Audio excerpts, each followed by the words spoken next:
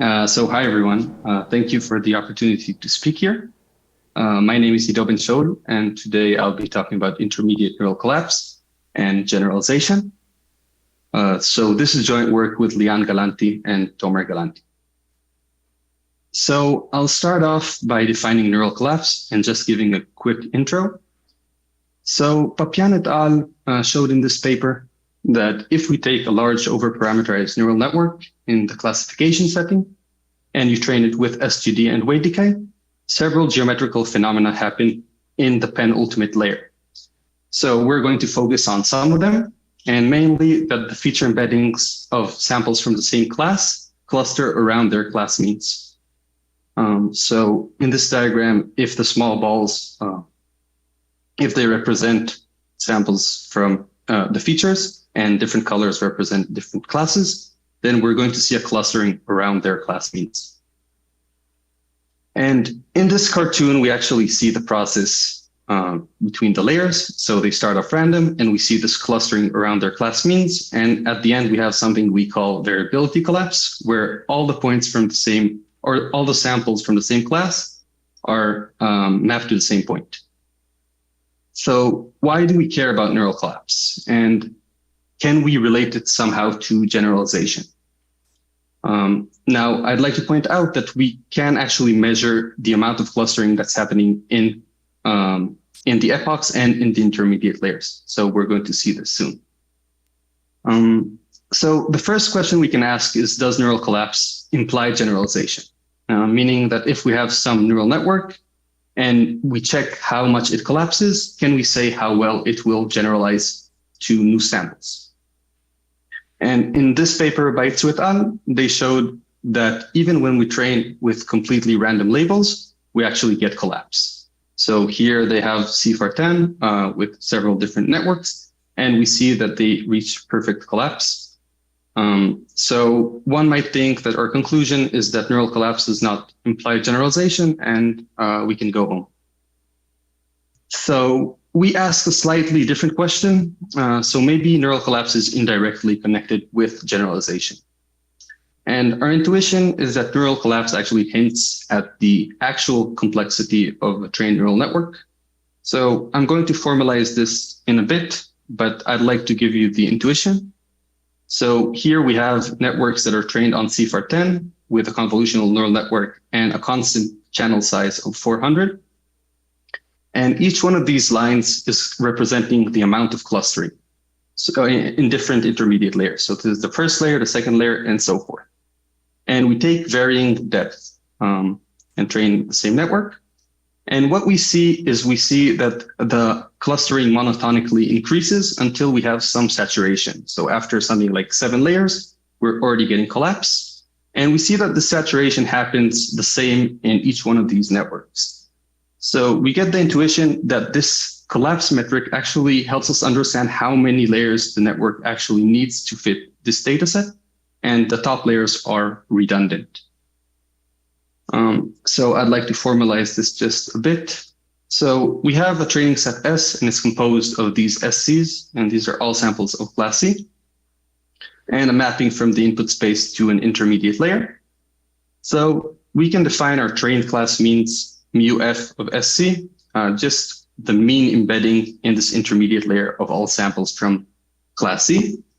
And we can define the nearest class center classifier, or NCC classifier, H hat.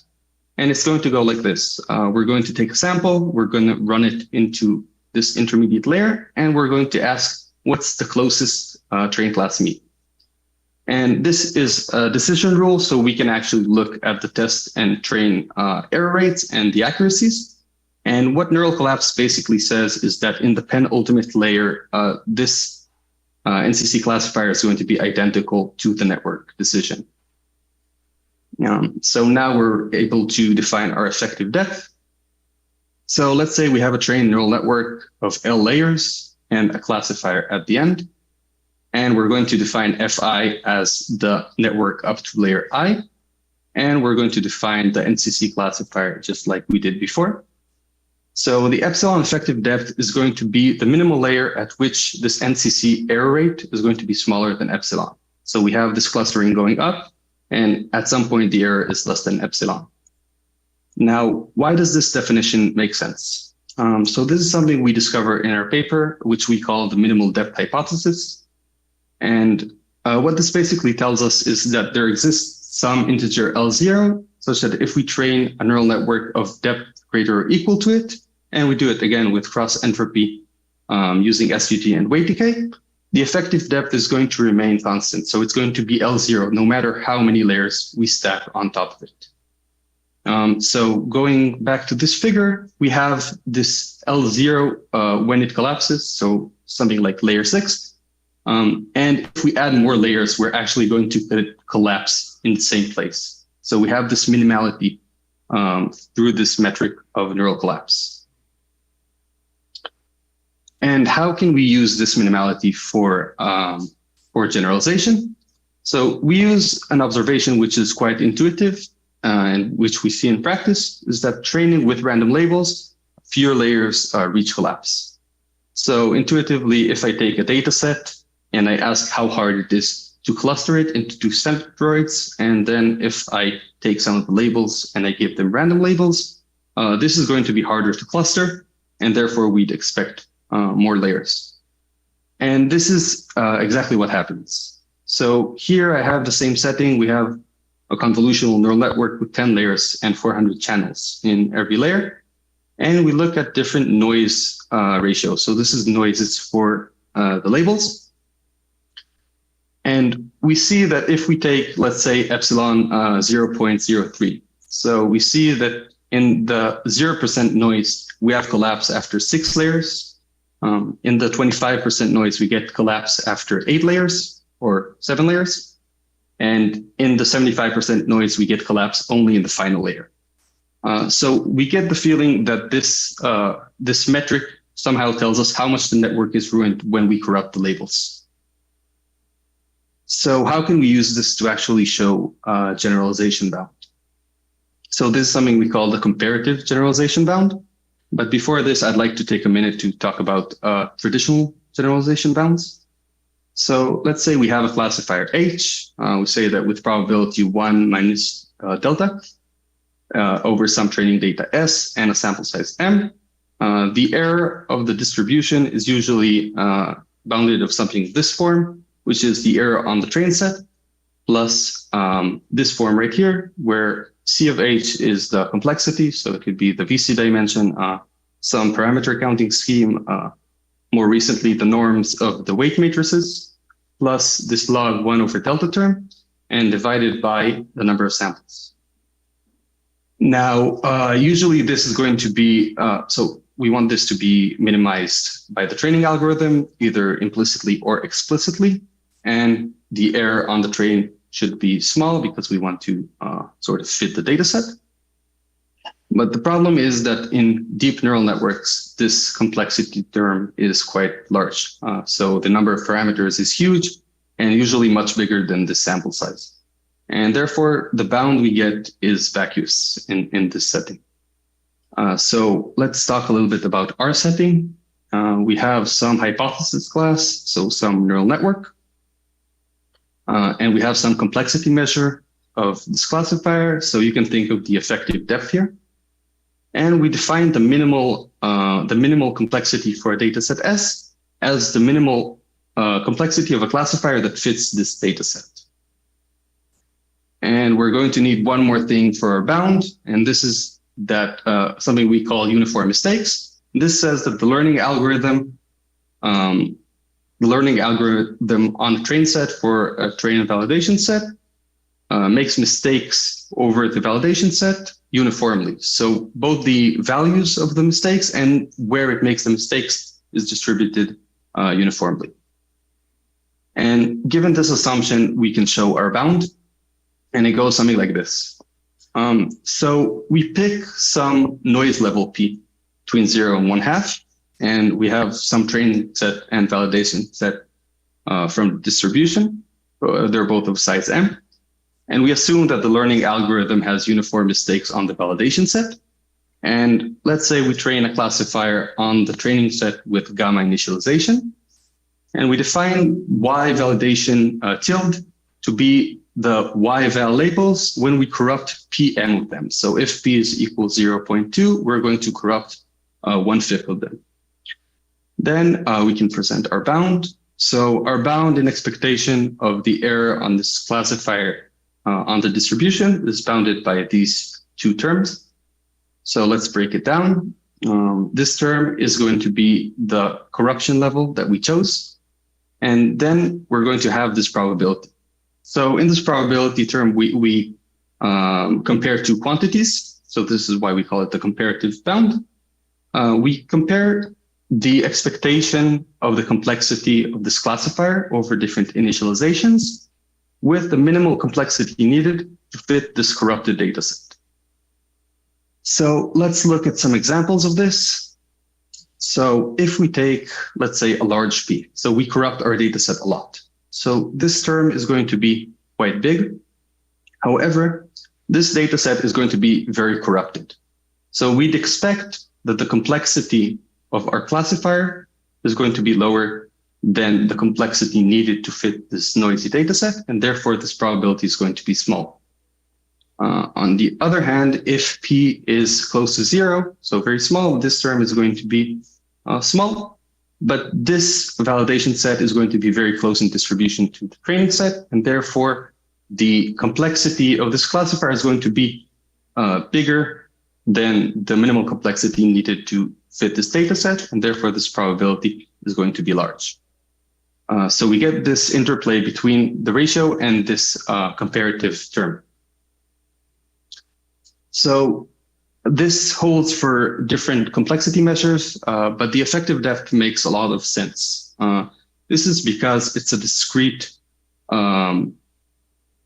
measure, so we can actually check different values and see when it holds. And this is versus a continuous notion of complexity for, let's say, the minimal weight norms or something like this, where it's hard to estimate the minimal norm needed to fit this data set, for example. And we also have the minimality hypothesis, which in our bound tells us that if we add more layers, the bound doesn't grow. And this is something very convenient for bounds. This is something we'd like to have in general for bounds. Cool. So we have initial experiments with this bound. So we actually estimate it. We do it for MNIST, Fashion MNIST, and CFAR10. And here I show for convolutional neural networks of depth L and 8 channels. So we actually have in the papers more examples. And for each one of these architectures, we have some, this is the actual test error. And we guess different P's, right? So different P's give us different bounds. And we actually get pretty nice bounds. So 0.1 for MNIST, 0.2 for Fashion MNIST, and 0.66 for CFAR10. And this is quite nice since these are very deep neural networks and we actually get non-vacuous bounds, which are relatively tight. So there are two other things I'd like to show about our bound that I think are pretty cool. So the first, we said that this bound generally shouldn't increase when we add more depth. So this is exactly what we test. For example, for MNIST, we earlier saw with 10 layers, so we look at 12 layers and 15 layers, and we see that this bound is maintained. And this is the same for other architectures. In CFAR10, it actually gets better. So this is something interesting and I guess a bonus. And another thing I'd like to show is that we actually compare it with some well-known bounds in the literature. And these bounds rely some of them on the norms. These are quite big in practice. So the best one is the spectral Frobenius norm, and it's quite vacuous for these networks.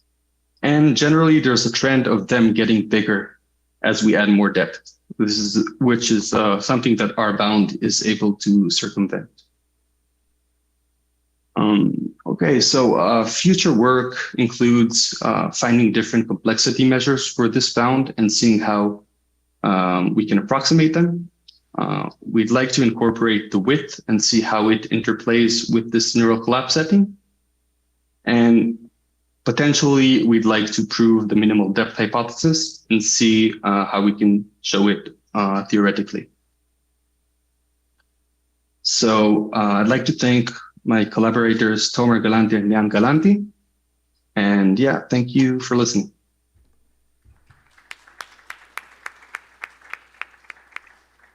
Thank you so much. Do we have any questions from the audience? Yes. So there was this assumption on uniform mistakes on the validation data. It seems a little strong to assume. So is that first like verified in practice? Like how do you have any understanding on how strong a condition that is to require? Yeah, that's a great point. So you're right. This is maybe the only assumption here we take that it's a little bit harder to show. We haven't yet done experiments to show this in practice. We do think that it would make more sense on some data sets versus others. So for example, in things like hierarchical data sets, it might make less sense, right? Because you'd have two classes that are more similar in nature than other ones. But yeah, this is definitely something we'd like to show that happens in practice. Just to follow up, so is there any link between like an assumption on the data distribution? Are you also assuming that there is some form of uniform measure for all the class marginals? Yeah, we don't make actually assumptions on the data. So the nice thing about this comparative bound is that we compare how the network behaves on the data set with how it behaves on the corrupted labels of the same data set. So this sort of implicitly includes this info on the data set, if that makes any sense. Right. So if the data was very skewed to begin with, then to ask a learning algorithm to have uniform mistakes can be near impossible, right?